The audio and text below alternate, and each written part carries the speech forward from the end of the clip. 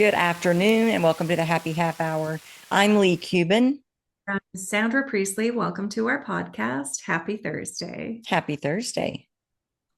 I am drinking the brand new Oh, limited edition orange buble. cream, orange cream bubbly. And it does taste like a creamsicle.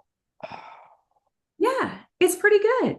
Nice. I know. And then there's another box that I bought, and it's lemon sorbet. Well, I'm just on lemon water.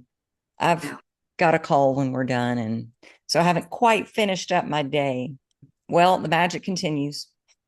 All I right. I got a random call from an old rep that used to call on us when I worked for the doctors.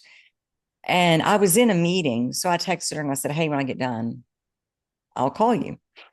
And I call her, and she is no longer a sales rep. She works as like a practice manager or something for a doctor's office. And she said, "We want to talk to you about working with our clients doing hypnotherapy." And she said, "But here's the catch. We will want you to spend 1 day a week in our office and see our patients here." Okay. Like opportunity, being with people. Hey, I'm in. So we're kind of working out all the details on that. And then a few days later, actually about 3 days later, I get a phone call from a guy that works for a hospice center wanting to talk to me about working with hospice patients with hypnotherapy. Okay. And Yes. I'm like, I'm not afraid of death. I don't think death is bad. I don't even think it's the end. I think it's just our next step. How cool would that be? Because no one would agree to work with me unless they were invested, Right. you know? I mean, especially end of life kind of things, but to make them more comfortable and connected with themselves and understanding what's next. And not that I understand all of that, but to have them tap into their inner knowing, to know everything's going to be fine. This is the next logical step in my evolution as a soul. And so I'm excited. I'm blown away. I was talking to one of my girlfriends about this, and she's like, "Oh, I've never held space for anyone in that time of their life. I wonder what that will be like." I think it's going to be fascinating. I think I it's think a book is coming out of that. right. Like you know how there's a Facebook post that I stop on every time I see it, and it's like, I don't know, the 100 things or the 20 things or the four things that I learned from working as a nurse in an acute like long-term care, working with people that are dying. It was like the lessons that they had, the regrets that they had Yes. were of not taking risk, like of holding themselves back, of thinking, why in the hell didn't I just reach out to that person? Yeah. Why did I hold on? Why was I so fearful? Like it doesn't matter now. Hmm. Why Yeah. did I waste my life playing small? Why did I waste my life worrying about what Sally Sue said? Yeah. And I think that's where the true wisdom is held. It's like right there. Yeah. Because I think you see everything so much clearer Like what matters and what freaking doesn't. Yeah. When I was 18 years old, my mother had moved to Houston. It was my senior year.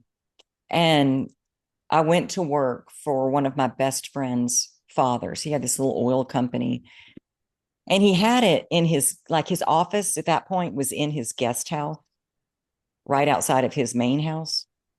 And so we would just all go to work there. And there was an old man, his name was Scott Kobus, and he despised me.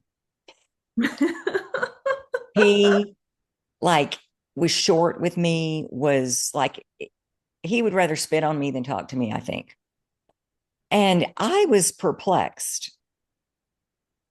And I thought, well, why wouldn't he like me?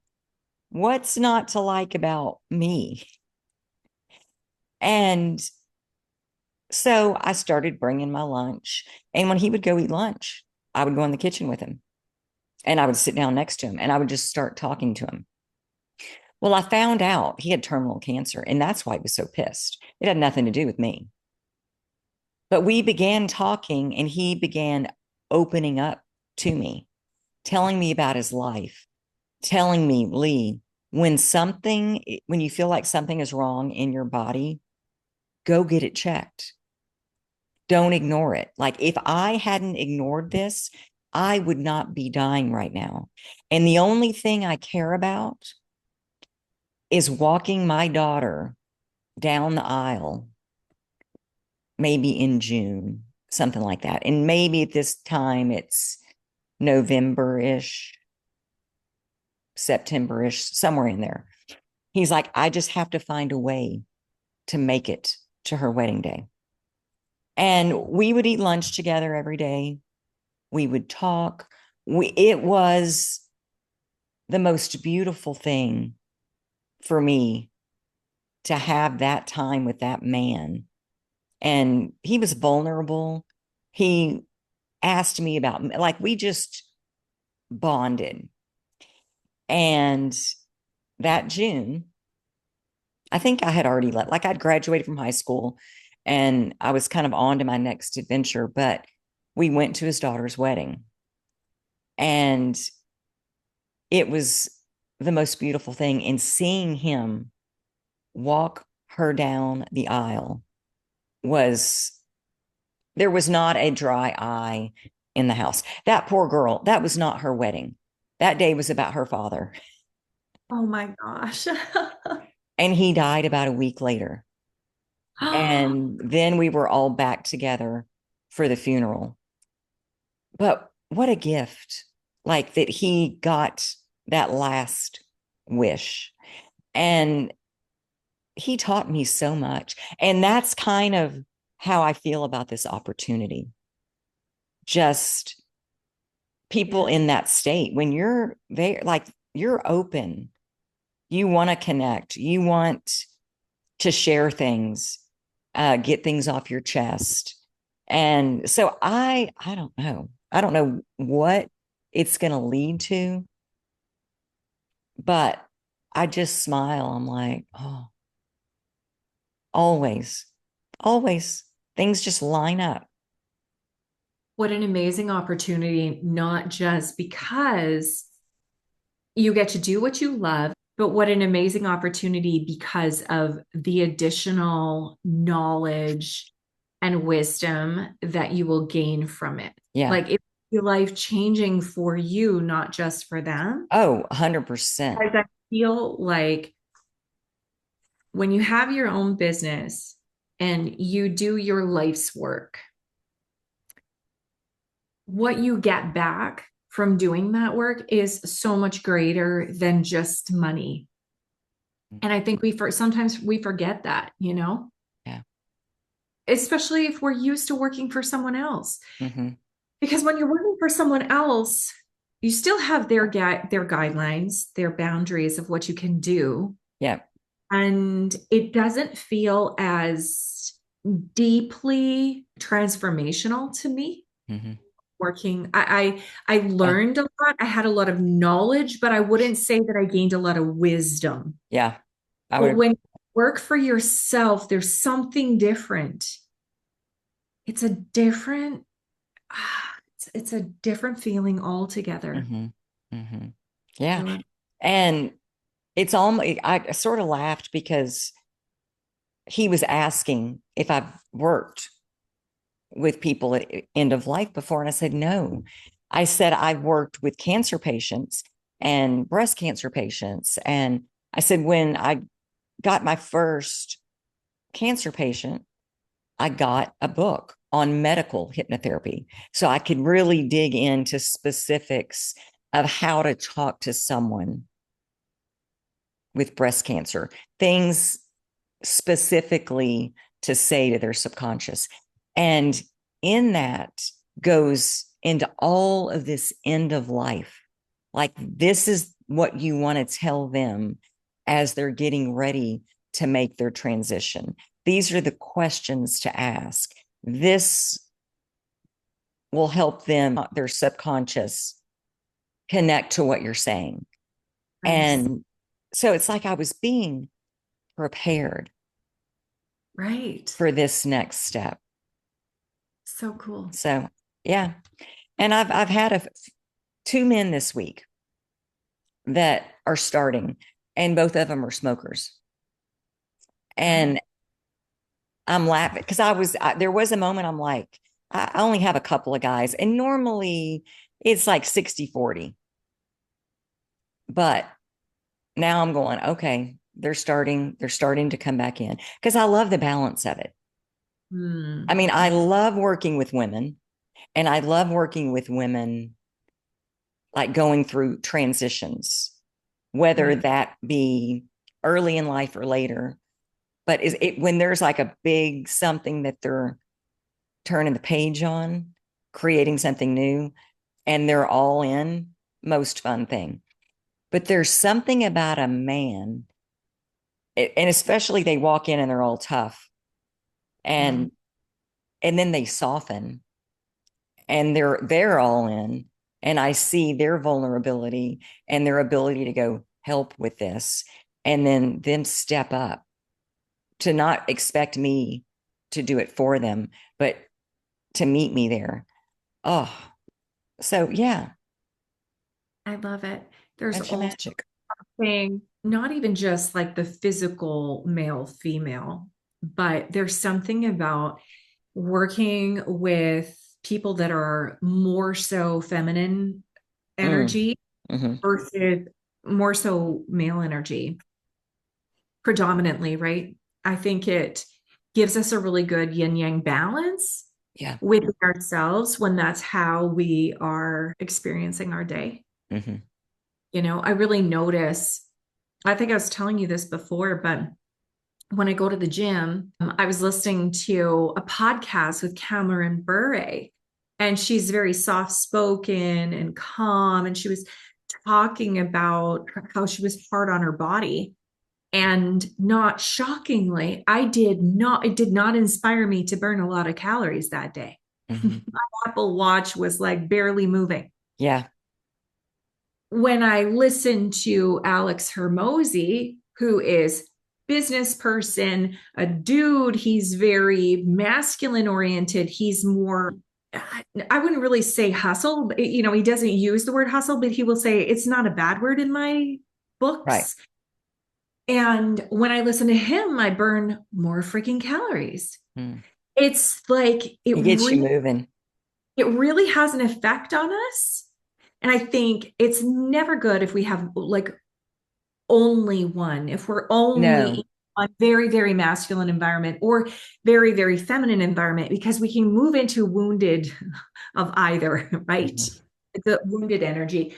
But wow, when you have that balance and you can be around those different energies, whether they're, I mean, a female can have very masculine energy Sure. too, but I feel like it just, it brings me personally such an Hmm. amazing balance. So I love that you're working with Yeah. as well. Balance my day. Yeah, I love it. So tell me about this Facebook post. Oh my gosh. Okay. So today I was on the elliptical machine, and I was listening to Alex again. And he has this podcast called The Game. Mhm. And I thought to myself, this is freaking wild because I think now that I'm in my 50s, I sweat more, or maybe I'm like sweating out all of the inflammation. I don't know. But I never was a person that would sweat a lot, no matter how Oh, hard I worked. Like, I mean, I'd work my ass off, but I wouldn't sweat. And so now at this time of my life, I am like pouring sweat. Like there's sweat dripping on the elliptical machine. I can feel it dripping down my arms, like, into my eyes. And I'm staring at this ridiculously boring brick wall. It's not even a nice color. It's like a dirty cream. oh, it's painted. It's painted like it's just not there's nothing inspiring on it. Okay. But I'm listening to The Game. And I think it's probably better because I'm too ADHD. If I had something pretty to look at, I wouldn't be paying attention to The Game podcast. Hmm. And all of a sudden, I thought, I need to write a post. I need to write an Instagram post and I need to tag Alex Hermosi in it. And so I did. And the very first sentence, well, the graphics on it said, "What you listen to matters." And the very first sentence is, "Alex Hermosi or at Hermosi makes me burn more calories." That's the first sentence. And I tagged him. And I said, "It's a weird flex, Alex, but it's the truth." Like it's the truth. And I just talked about how what we listen to, what we surround ourselves with, Hmm. really, truly matters. And this was such a good example because I can see all of the things as much as possible being equal, right? Like I can't always say, okay, I slept the exact same amount. Like I don't live in a test tube, but all things being equal, the program being equal, the time of day being equal, and all of that, the intensity, I burn more calories with him than with anything else. And so I That's post, crazy. I know it's weird because you would think music would do it, right? Like logically. Well, the right kind of music. Yeah, I mean, Hurts music? No, maybe not Hertz music on the elliptical, no. but I tagged him in it. And this is what's interesting about that. Majority of people wouldn't do that. Hmm. And I wouldn't have done that myself years ago. And I was talking to a friend of mine and I said, I just wrote this post and I tagged Alex Formosi. And she goes, "You didn't." I'm like, "I did." And who fucking cares? Yeah. I Yeah. mean, the worst thing that he can do, he can read it and go, "This is a crazy bitch." Like, unfollow me, block me. I don't know. He doesn't have to share my posts. He Right. probably will, but he doesn't have to. But And how badass is that going to be? I know. Don't you realize that was like a divine download? That was that guidance. Uh-huh.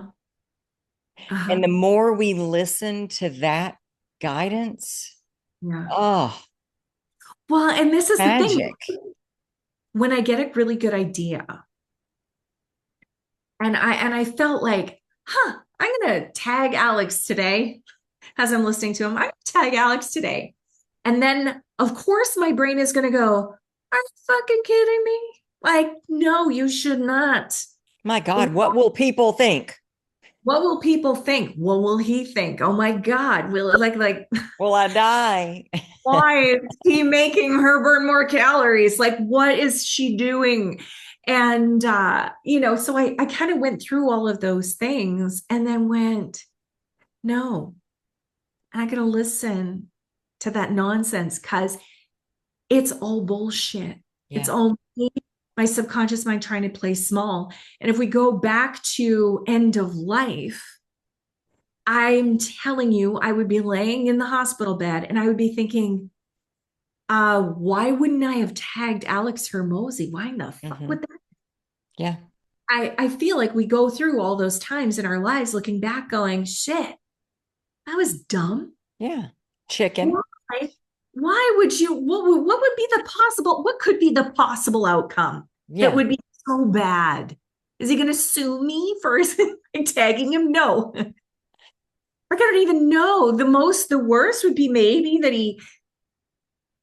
I don't know, he does a podcast on what an idiot I am, but he's not going to do that. Like, and I wouldn't care. Yeah.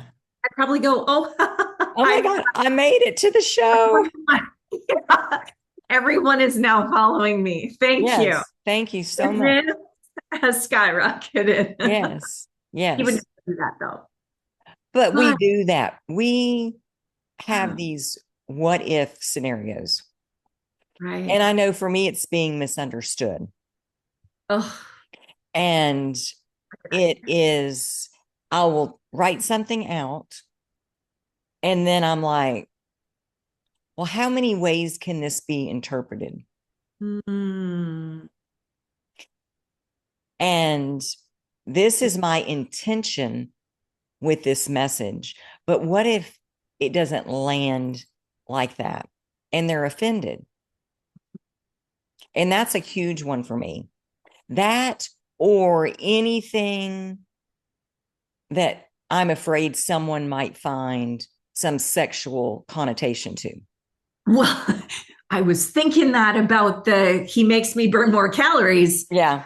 Like I thought, oh, yeah, like, okay, most But people think this is just because I used to work in a prison, right? But well, no, you yeah, didn't work in a prison and you were.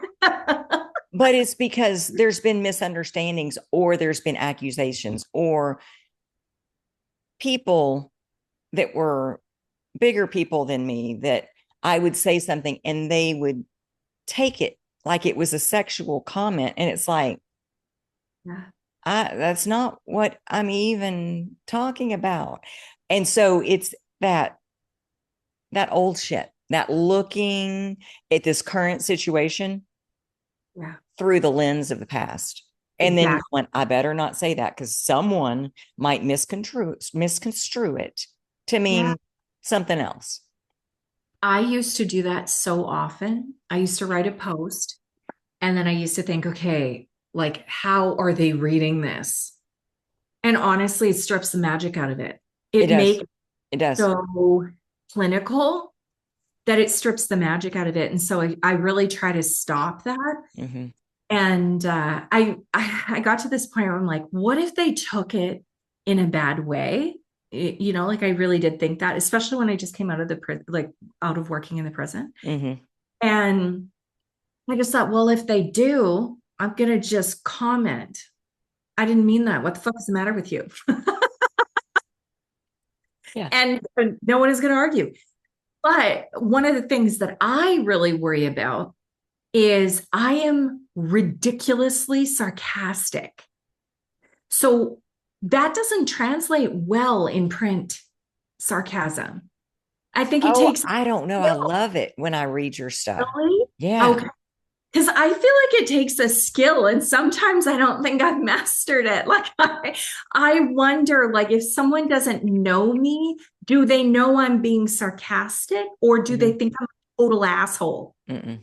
Like No, I because I okay, didn't know you. I mean, you were my student, yeah, but I didn't even know that about you.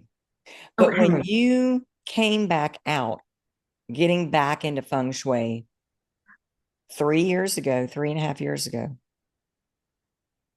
and you started posting stuff and it had that flair to it.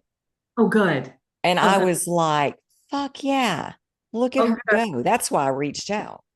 I mean, I oh reached out so you could be on my friend's podcast. right, which was so cool. Yeah. But it was also because I was like so proud of you and excited for you and happy that you were getting back into that. And Yeah, I knew on some level that all this was coming. I just didn't know. I so didn't well. know that I knew.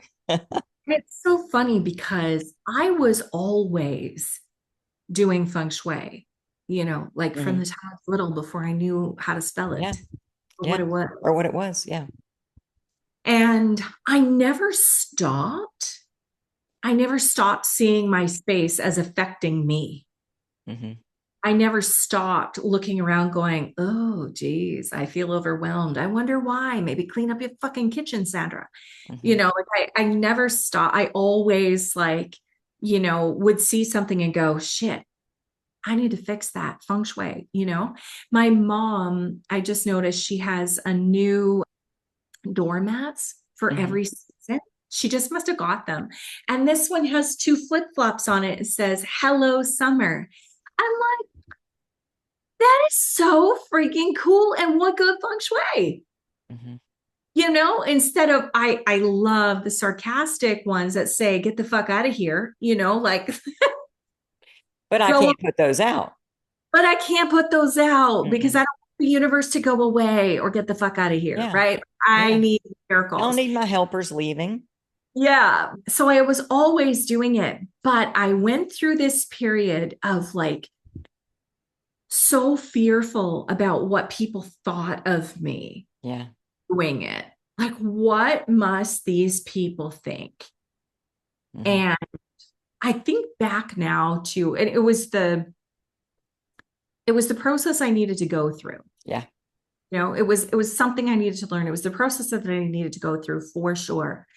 And now, I mean, last week I talked about how my core wound is like nobody likes me. Oh, well, I wonder why I pulled away from feng shui when I started thinking, what if people won't like me or the kids because of it? Yeah. Which is ridiculous. Mhm. But at the time, it was very, very real to me. Oh, it was 100% real. Yeah. Yeah. Yeah. And so I kind of became a closet feng shui consultant, really, and thought all of And a when sudden, we closet ourselves mhm, in one area, it bleeds over yeah, into other areas where, well, maybe I should dim my light over in this area a little bit. I don't want to be too much for right. these people. And I don't want to ask the wrong questions and offend somebody. So I'm just going to sit quiet. Absolutely. And it's no way to live. No. Like, And at the end of our lives, we're going to look back and go, what? why? Why were you so concerned about someone that you don't even like and Yeah. what they thought about you? Yeah. Or you don't even know? I do not know Alex Hermosi. I mean, I joke about Not how yet. my friend. I joke, but I'm always saying, my best friend Mel Robbins or whatever. But who cares? Like, who fucking cares? Right. There has been so many times in my life, and I know so many of my clients would think, "Oh my gosh, you did not. I could never tag Mel Robbins." Yeah, just a person wears socks. You know, like don't care. I Yeah. don't care. Don't Yeah. care if she doesn't like my tag. Right. Thank you for inspiring me. Is probably not going to offend her. And that's got to make her feel good. Right? I know. She doesn't know you, but when she sees that, just someone is benefiting from her sharing with us. That I know. no one cannot feel good from that. And it's so funny too, because like the more I listen to Alex Hermosi, Mhm. the more I read his podcast, or the more I read his posts, Yeah. the more I'm like, damn it. He says the exact same thing that I say, but I'm not copying him. Mhm. Like it is, Well, he it, probably says it in a different way, he does. but Or means the he'll same say, damn thing. just get up off your ass and do the work. Mhm. I'm like, right, you've got to Yeah. like get over yourself, right? But I think we're out of time, Oh, we are. We went over. a little bit. Oh, But thank you so much, Sandra. And thank you guys. We'll see you next Thursday on the Happy Half Hour. Bye. bye.